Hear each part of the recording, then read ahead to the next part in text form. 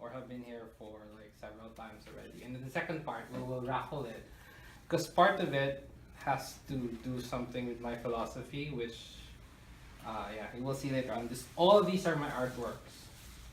Okay, so yeah, I prepared I think 14 of the personalized one, but only like 1, 2, 3, 4, and then brand new 5 is here.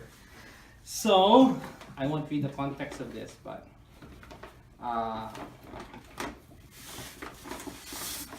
you just have to open later, Devon. Okay, and Asif, where's you? Thank you. There we go. Thank you. Do we open it now or No, later? later. Later. I have to do a context for that. Ellery? Thank you. Well, project that we've been doing. And it's just that I got the time these past months to actually start up. So I was supposed, my intention months ago was actually to give you actually the book. But I could not finish it before the holiday dinner or even my birthday.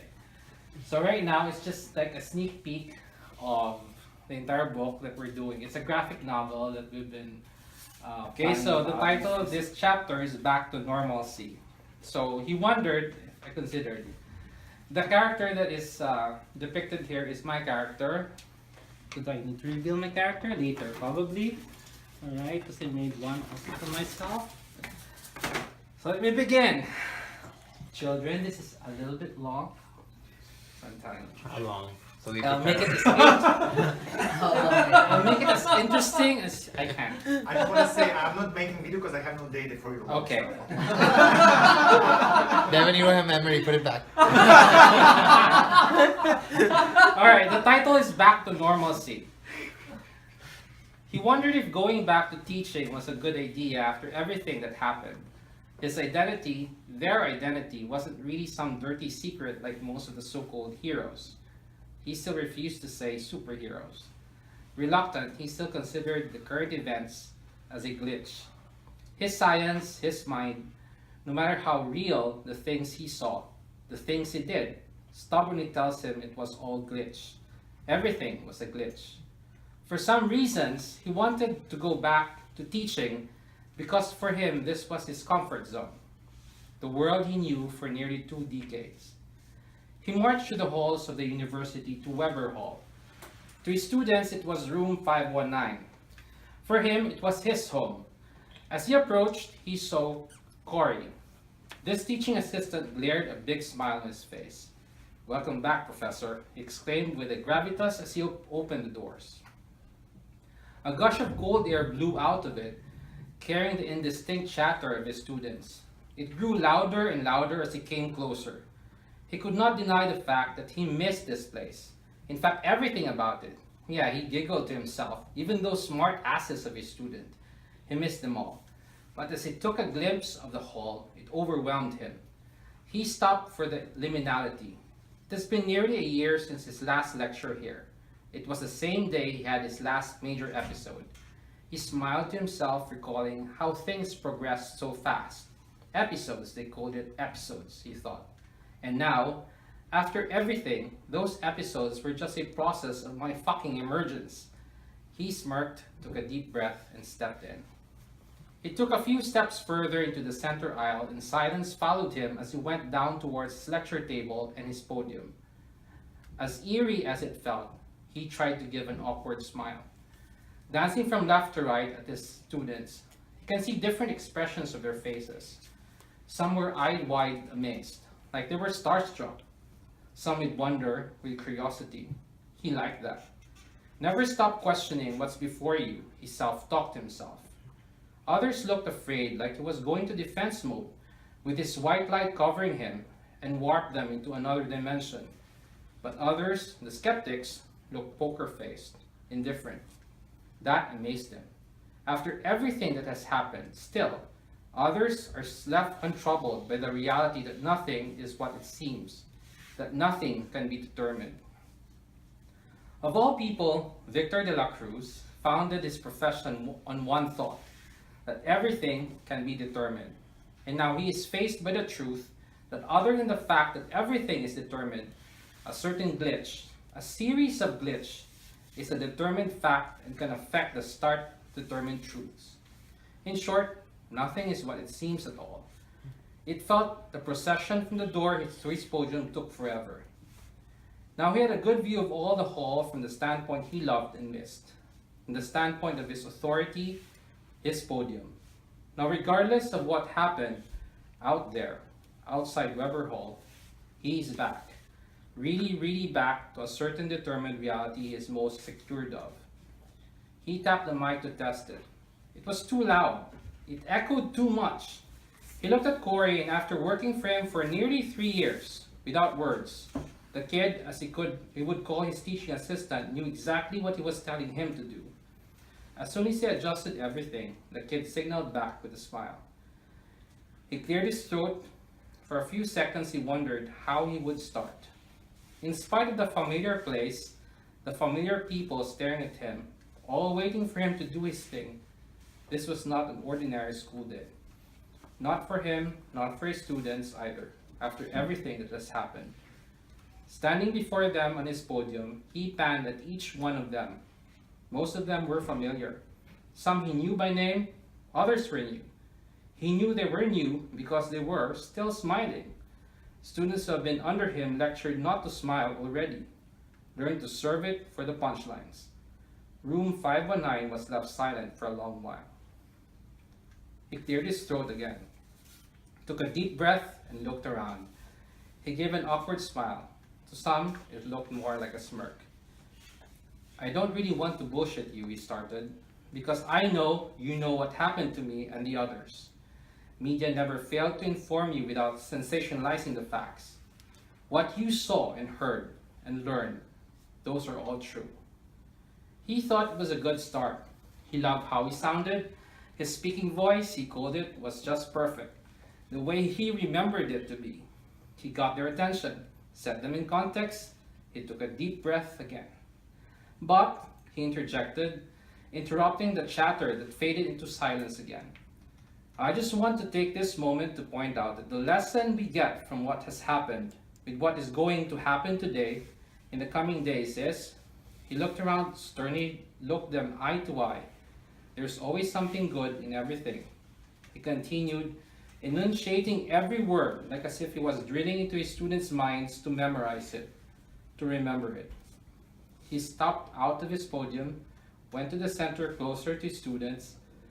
I'd like to tell you a story, our story, all of our story, by introducing to you the men who never thought would do something more than, would do something beyond their wildest imagination.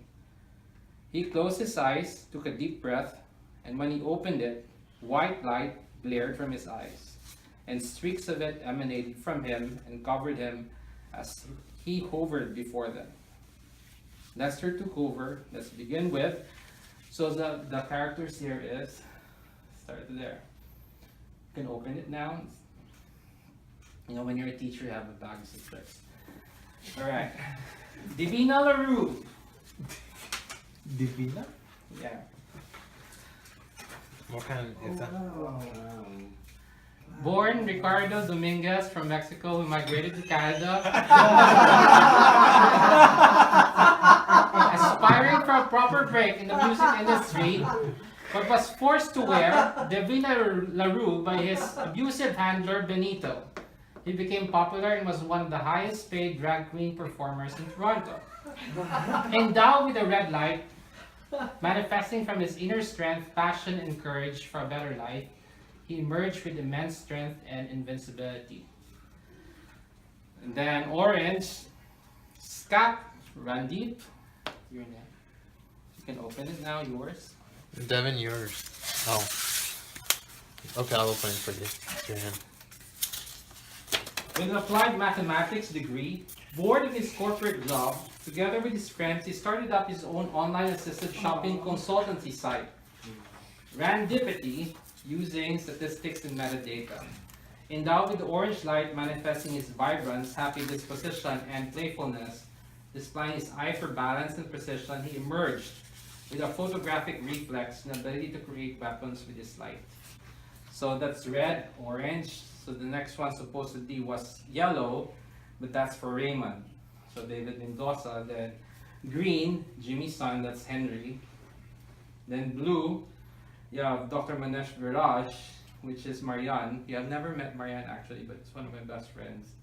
And then Derek, Bradley Chan, is Indigo. Chan. And then All the names are awesome. uh, What's your name? and then Eric, who's also in Mexico Scott right now, is Rundy. Danny Trillo, who is Violet. And then Scott Rundy. the next one is Hussein, who is one of the spectrals, so Harwan Patel. And then Asif, you have Rick Singh. Won't open it? Yeah. So the partner of Scott Randif, I don't know why I said Rick this. And personally in business, who before Scott became a Spectrum, was constantly exposed to his emerging powers without their knowledge even of Scott's power. Yet, was able to receive the power of agility and speed. Later on, when Scott completely emerged and was recruited as Spectrum, Rick thought reluctant at first, decided to join the Spectrals so that he can be with his partner. Next is here is Ellery. Yours is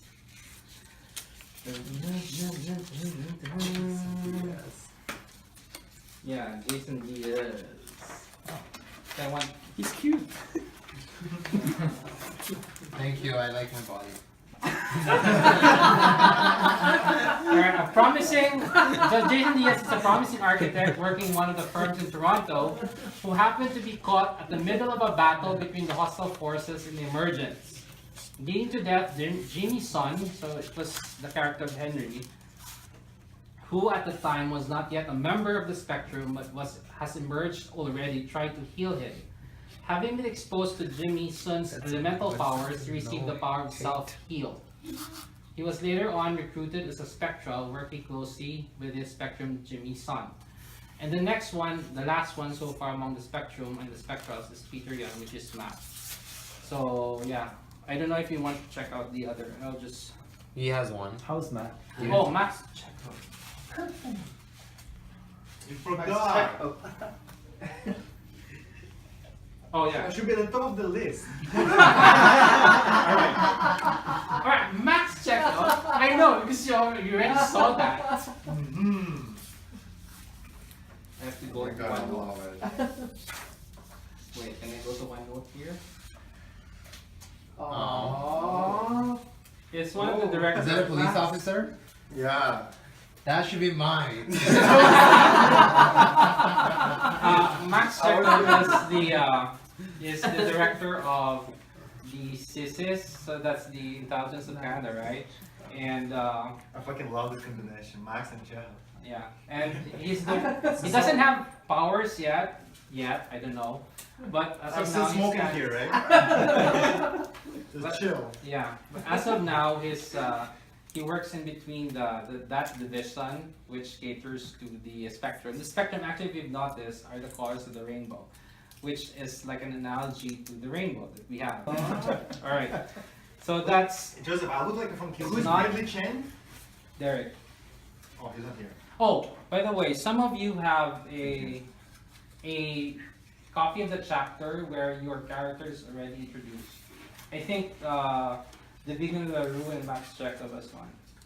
At the back of the picture. Oh, in the back? And this is my mind. Oh, yeah, I have. Okay.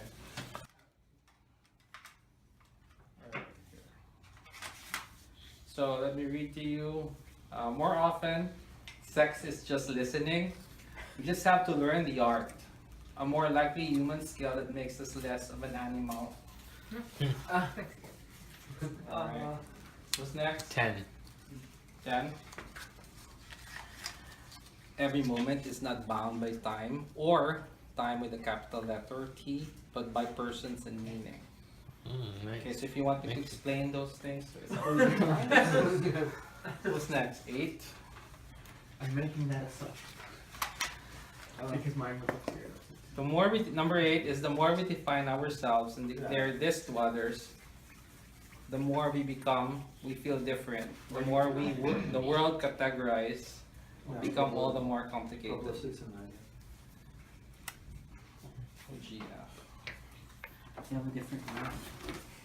What is PG? I don't have number, I have PG. Yeah, this is one of my bird collections. Yes, I got a bird. Really? So this one is a golden finch. GF is golden finch. Golden girlfriend. Yeah, can be it. Girlfriend. So there are many precious things in life, ever beautiful, ever colorful, but can never be I don't know. possessed like a golden finch. So you can research why a golden finch could Wow, not be that's sick. researched. That's Wow. sick. Beautiful. 2. 2. Yes. How much we love is measured not by the good times, but by the bad times, when the person we love is at his or her worst. Oh wow. Alright? Three. 3. How we deal with our family and friends, the 2 basic human relationships, wrong grammar, but I have to, it's okay. And then put S. Replicate and resonate to how we see and deal with the world. Aw, thank you. Aw, 1. Love should never be defined by our needs and wants. When love comes, it just comes. Wow. If it's hard, we just don't know what to say or do. Wow. Oh, Justin. That's hard. PG. PG. Well, you have the peregrine falcon. The Oh. pursuit of a goal is like a peregrine falcon's determination equal to and from the furnace of the soul. Oh my god. Next, Tara. It's a 906. That never been a reality. What do you want? It's a Wait, I'm deciding. 6 and 9 is available. Is this a B or 9? That's 9. You have 9. You have 9. Yeah. I have Six. 6. Yeah. Alright, 6. Very nice. Tara, sex is art. Very That's never practical. Right. It's value Very unique, special to the artist and to the very moment and meaning. Thank you. And 9. Keep creating. When you meet someone, regardless of what could be, you meet a human person free from intention. Let the intention grow with the moment. Alright, so I still have 2. Okay.